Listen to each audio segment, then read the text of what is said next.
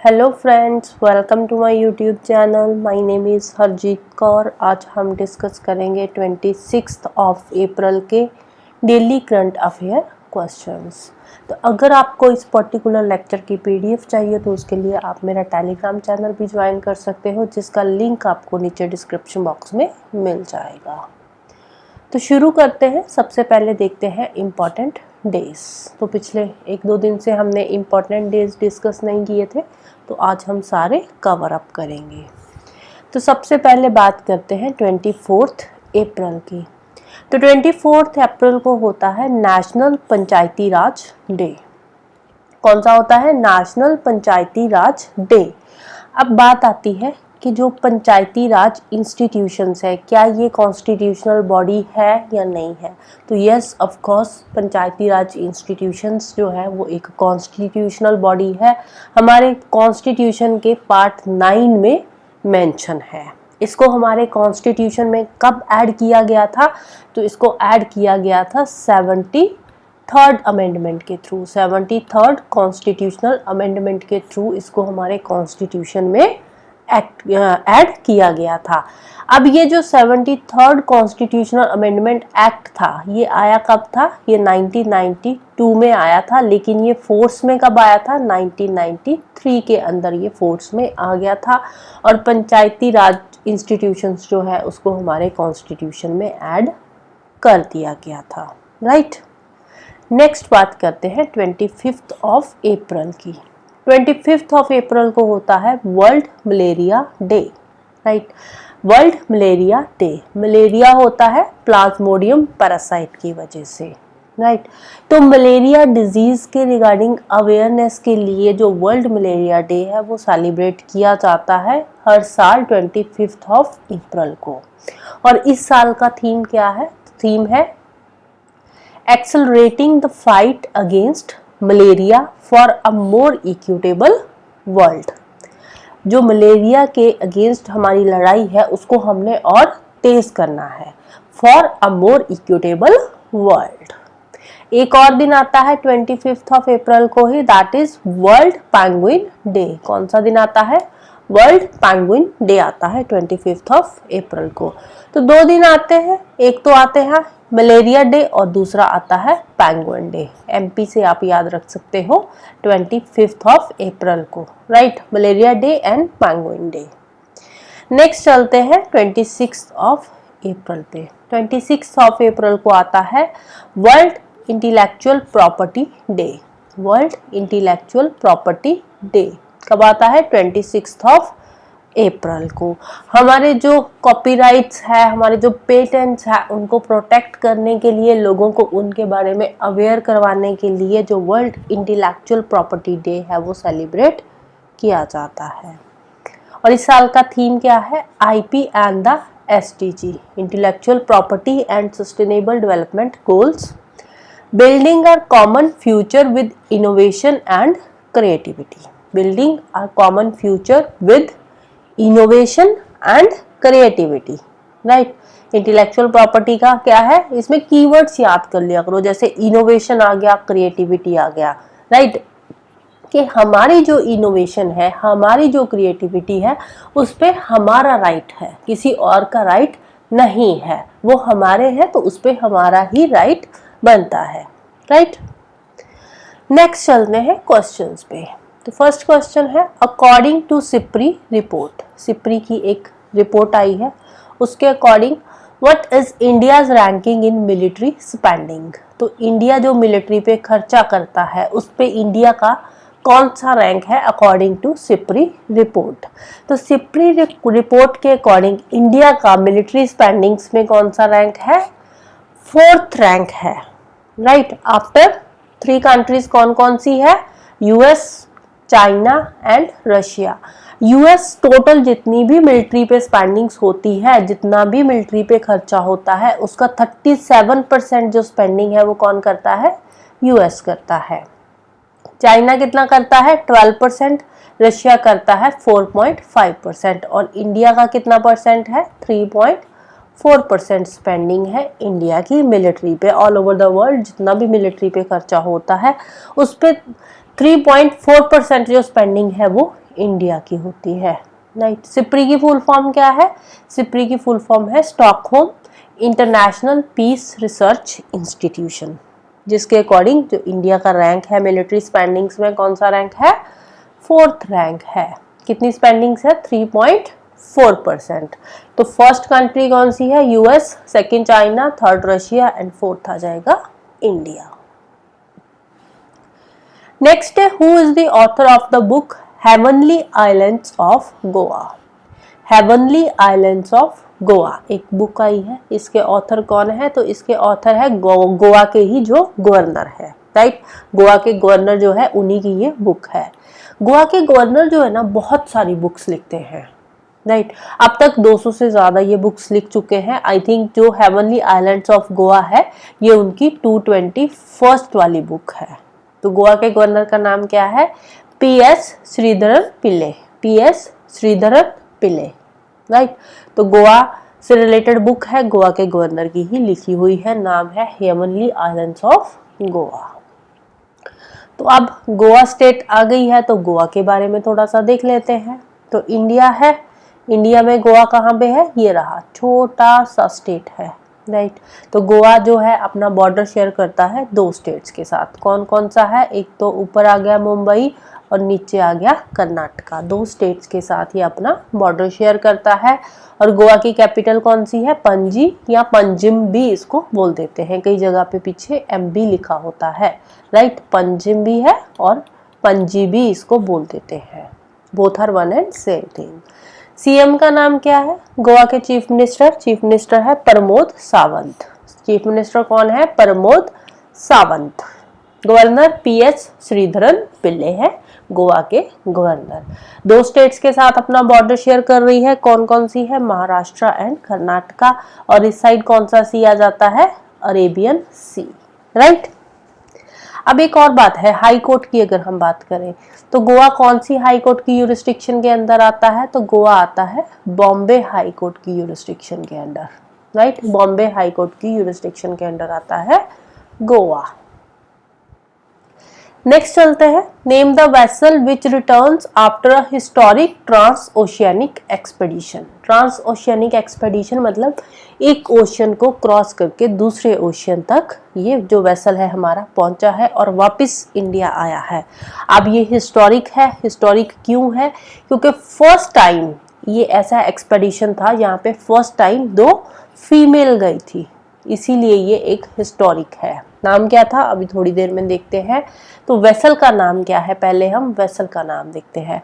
तो वेसल का नाम है तारिणी, INVS तारिणी है वेसल का नाम, ओके। INVS तारिणी है वेसल का नाम।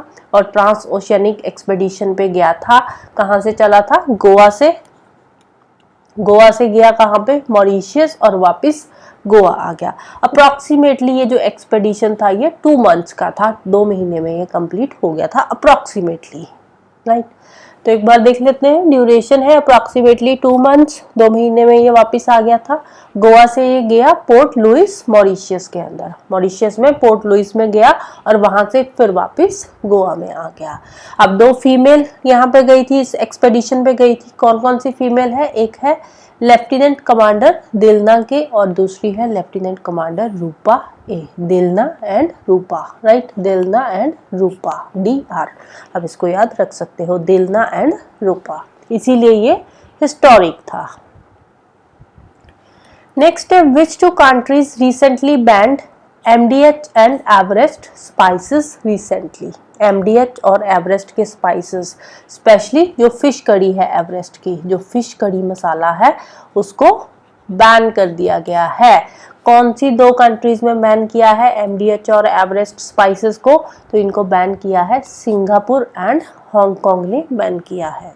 अब क्यों बैन किया है?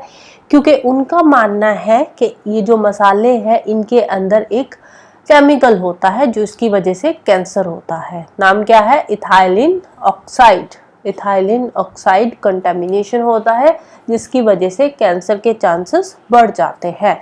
तो इथाइलिन ऑक्साइड की वजह से ही MDH और एवरेस्ट मसाले जो है उनको बैन कर दिया गया है। सिंगापुर एंड दूसरी कौन सी कंट्री थी? Hong Kong, right. अब बात ये तो दूसरी कंट्रीज की हो गई, अब इंडिया के मसाले हैं तो इंडिया की भी बात आती है। तो इंडिया की जो food safety and standard authority of India है, FSSAI, तो इन्होंने बोला है कि अब हम भी इनके जो मसाले हैं, ये जो मसाले हैं उनके क्वालिटी को चेक करेंगे, राइट। तो उसके बाद जो भी रिजल्ट आएगा वो हम देखेंगे, राइट। नेक्स्ट है according to CRS report, congressional report है, उसके according India is the dash largest country for new citizens in America. America में नई सिटीजनशिप मिली है 2023 के अंदर, राइट।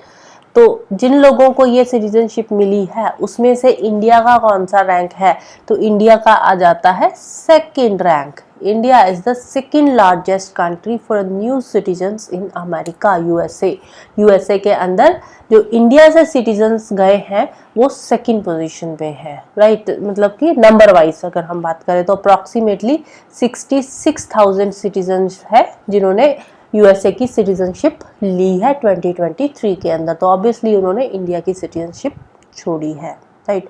25,960 के अराउंड है इनका नंबर जो है, तो अप्रॉक्सीमेटली आप याद रख लो कि 66,000 है जिन्होंने अमेरिका की सिटीजनशिप ली है। और ऑल ओवर द वर्ल्ड ये सेकंड पोजीशन है इंडिया की। फर्स्ट पोजीशन कौन सी कंट्री की है, तो फर्स्ट पोजीशन है मैक्सिको की। सबसे ज़्यादा जिन लोगों ने सिटीजनशिप ली है यूएसए की, तो वो कौन सी कंट्री से आए हैं, मैक्सिको पे। और सेकंड नंबर आ गया हमारा इंडिया का। अप्रॉक्सीमेटली 66,000 लोगों ने यूएसए की सिटीजनशिप ली है 2023 के अंदर। नेक्स्ट है first international rainbow tourism conference held by which country.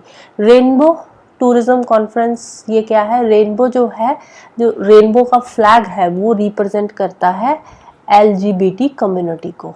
जो रेनबो का फ्लैग है वो किसको रिप्रेजेंट करता है, LGBT कम्युनिटी को।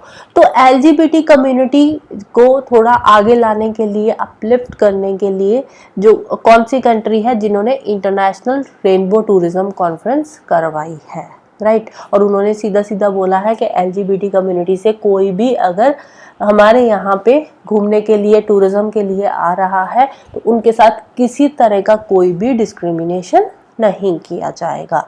तो कंट्री का नाम क्या है, नेपाल। तो रिसेंटली नेपाल के अंदर ये कॉन्फ्रेंस हुई है। एक नॉन गवर्नमेंटल ऑर्गेनाइजेशन है जिन्होंने ये कॉन्फ्रेंस हेल्ड की है। ये 1 डे की कॉन्फ्रेंस थी, राइट। नेपाल की बात है तो नेपाल की कैपिटल कौन सी है, काठमांडू है। ऑब्जेक्टिव क्या है इसका, to promote LGBT tourism. LGBT tourism को प्रमोट करने के लिए कॉन्फ्रेंस जो है वो हुई है। किसने ऑर्गेनाइज करवाई है, एक नॉन गवर्नमेंटल ऑर्गेनाइजेशन ने। 1 डे इंटरनेशनल कॉन्फ्रेंस थी।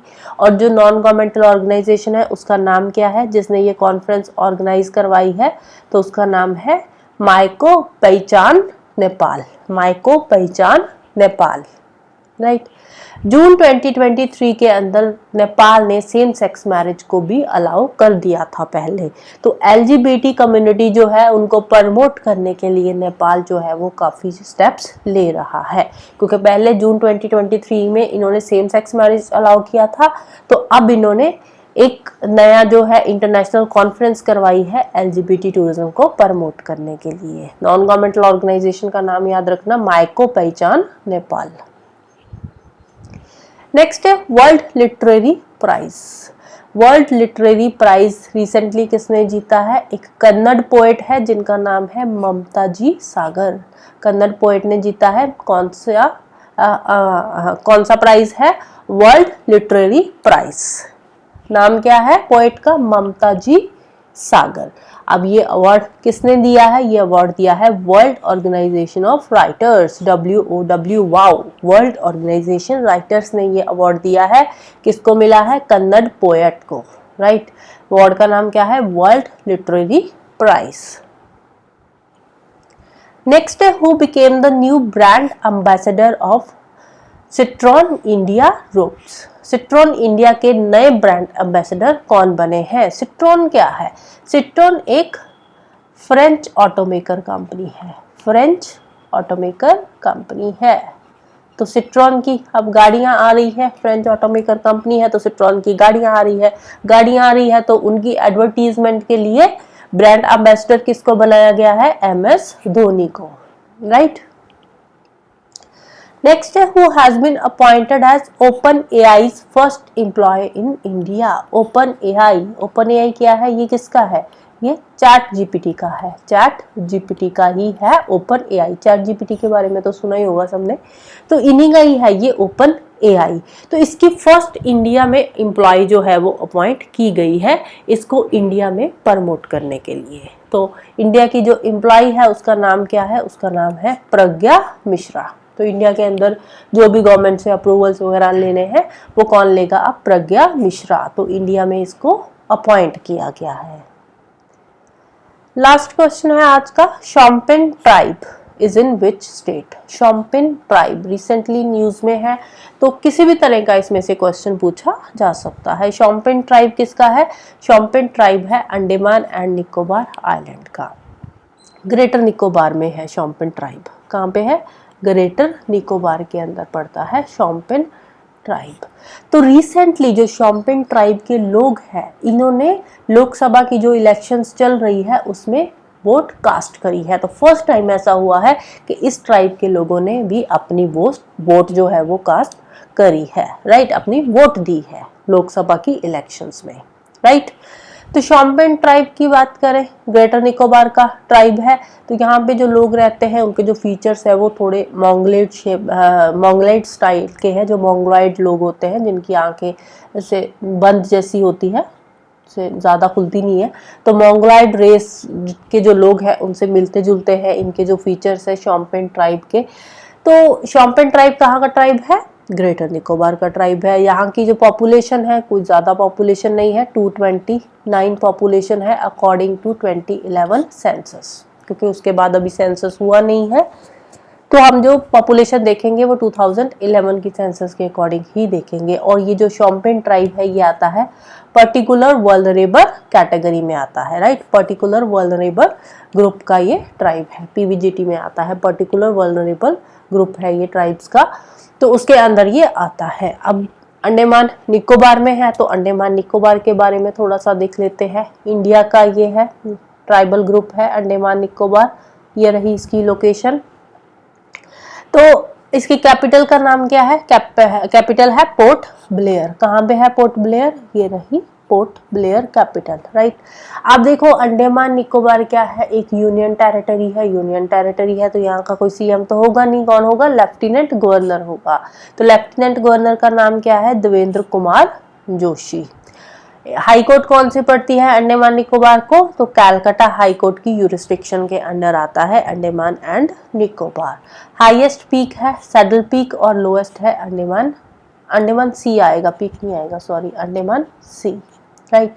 अब जो अंडमान एंड निकोबार आइलैंड है उसको एक चैनल जो है वो सेपरेट करता है जिसका नाम है 10 डिग्री चैनल। ये रहा 10 डिग्री चैनल जो इसको अंडमान और निकोबार को सेपरेट करता है। Little Andaman and car Nicobar को ये सेपरेट करता है, राइट। इसके अलावा जो साउथ अंडमान है एंड लिटिल अंडमान है, south Andaman and little Andaman, इसके बीच में आता है डंकन पैसेज। इसके बारे में भी कई बार क्वेश्चन पूछ लेते हैं कि डंकन पैसेज कहाँ पे लाई करता है? South Andaman and little Nicobar के लिटिल अंडमान के बीच में। अब हमने बात की थी शॉम्पेन ट्राइब की। शॉम्पेन ट्राइब कहाँ पे है? ग्रेट निकोबार के अंदर। तो ये रहा ग्रेट निकोबार, राइट। तो अप्रोक्सीमेटली अगर हम ट्राइब्स की बात करें तो 572 ट्राइब्स है, जिसमें से 38 ट्राइब्स जो है इनहेबिटेड है, जहाँ पे लोग रहते हैं। कहीं पे 37 लिखा हुआ है, कहीं पे 38 लिखा हुआ है। तो टोटल ट्राइब्स 572 है, जिसमें से 38 जो है वो इनहेबिटेड ट्राइब है जहाँ पे लोग रहते हैं, राइट।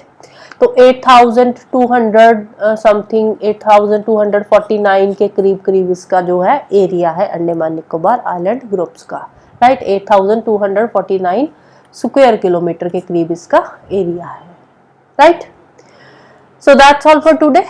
तो जाने से पहले वीडियो को लाइक कर देना, शेयर कर देना और चैनल को सब्सक्राइब कर देना। Thank you, bye bye and have a nice day.